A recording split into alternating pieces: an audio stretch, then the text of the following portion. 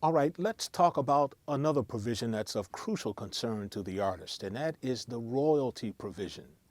The artist assigns their copyright to the record company, and in exchange for that assignment, they receive royalties from various uses of those sound recordings. This provision, like all of the provisions, have evolved over a period of time and continue to evolve. Let's talk about the royalties for the various uses of the sound recordings. One of the uses of sound recordings is the sale of the recording.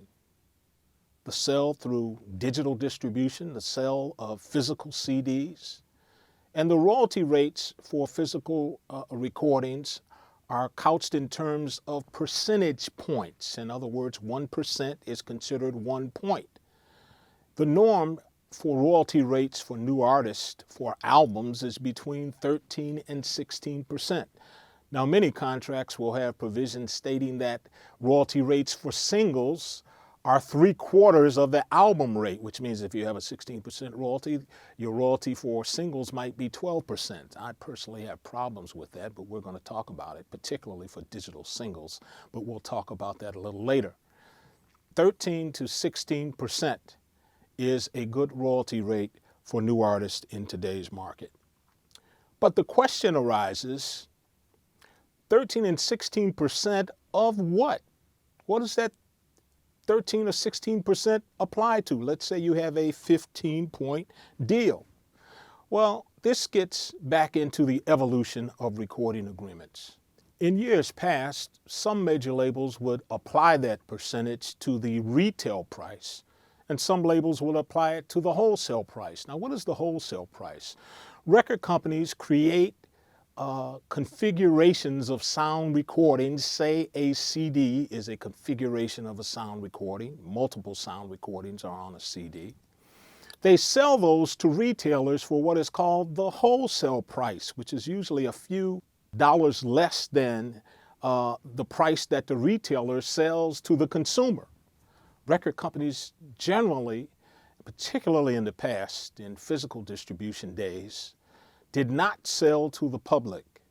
They sold their records to retailers who sold their records to the public. But when record companies would base their calculation of royalties on retail prices, it usually caused confusion. And here's the situation. Record companies suggest retail list prices to retailers to sell the product for. In other words, years ago, let's go back to the 90s, a Jay-Z album could come out and the record company, although it would sell the album to the retailers for $12, they would suggest that the album be sold for $15.98.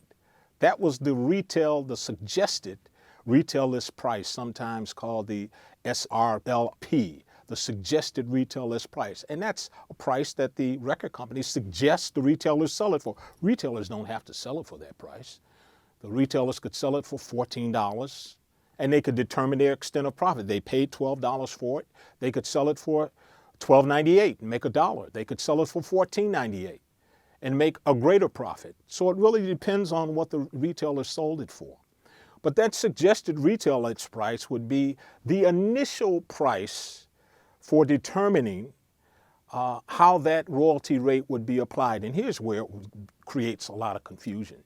In the early part of the contract, the royalty provision would say that the royalty rate would be applied to the retail royalty base price.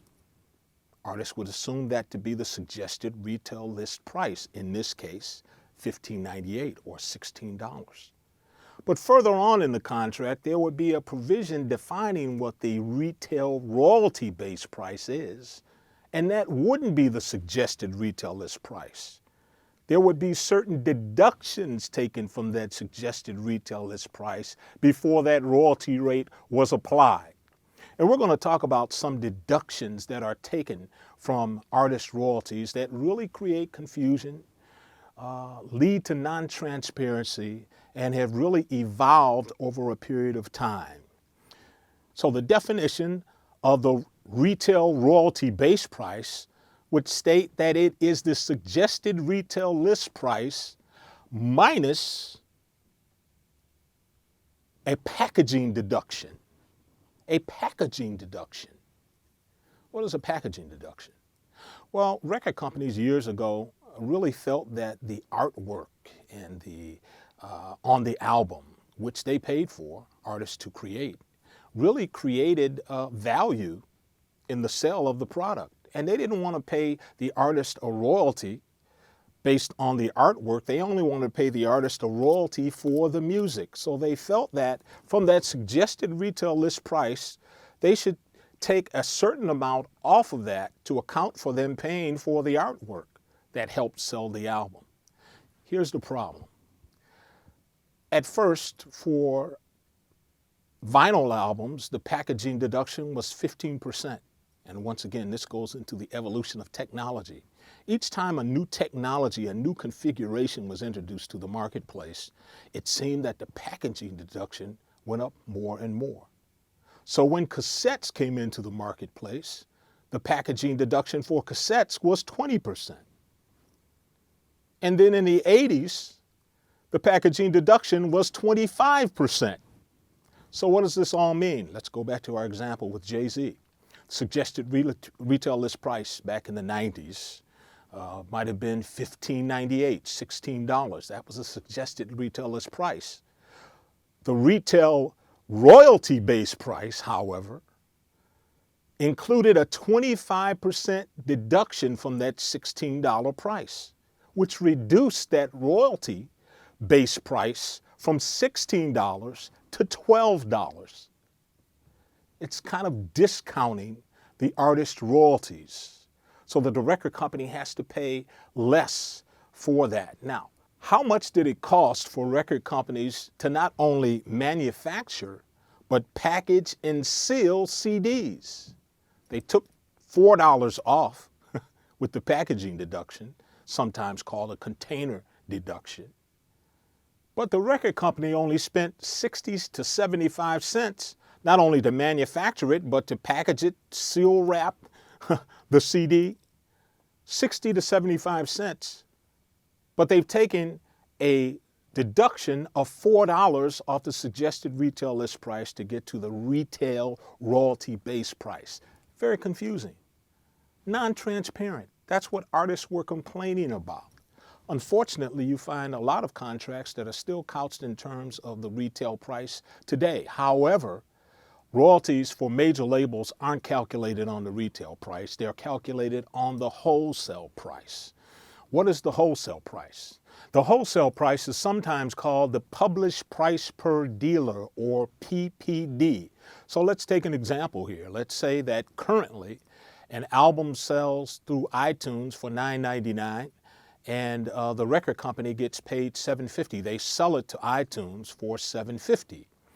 Well, if you apply the royalty rate of 15% for that album, you'll find that that leaves the artist with a royalty of about $1.12 per album.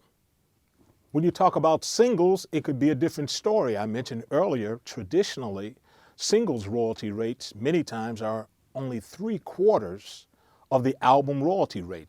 So to make it easy, if you had a 16-point deal for albums, you would have a 12-point deal for singles. But that's the historic way of paying royalties for singles. That was back in the day when CD singles were released. Record companies had to pay a lot of money to produce these CD singles, to distribute them to wholesalers, and wholesalers who sold to retailers. There was a lot involved, a big investment for the release of CD singles. But since 2003, the primary configuration of singles has not been the CD. It's been the digital download. Now, what are the costs to the record company to deliver these files to iTunes, to Amazon? They're not producing a CD. They're not having to distribute it and have warehouses to distribute it. They don't have all of those multiple costs. So should the royalty rate be less for a digital single than for a digital album? I argue no. And although your contract might have the original proposal from the record company stating that they want to pay you a 3/4 rate, I found that if you really press the issue, the record companies will possibly agree to pay the album rate for digital singles. Why is that important?